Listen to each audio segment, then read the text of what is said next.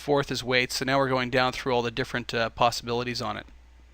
So we know it's the second one, but it may not be the second one on every object. So we can actually call them by name.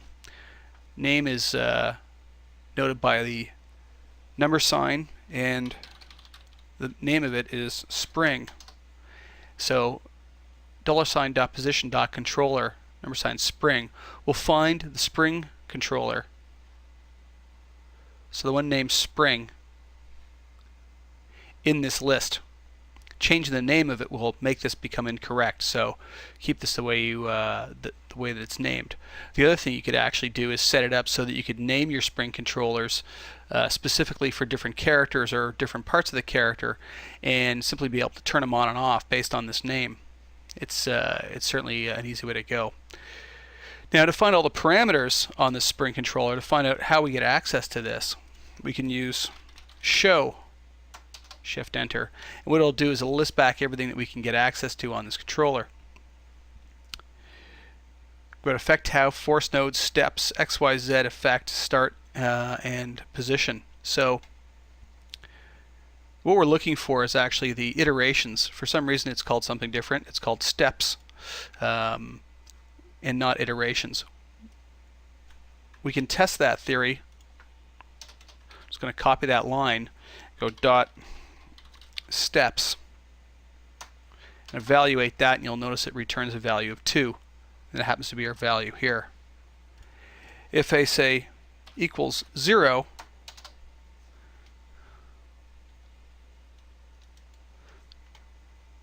it's now equal to 0. So changing this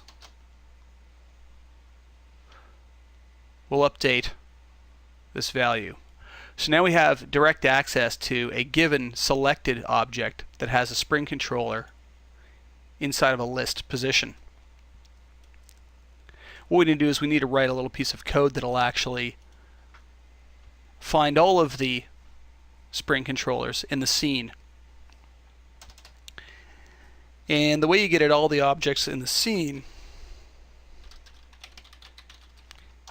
is keyword objects. Objects returns all of the objects in the scene as an array. So objects 1 will return the first object in the scene. In this case it happens to be the ogre body.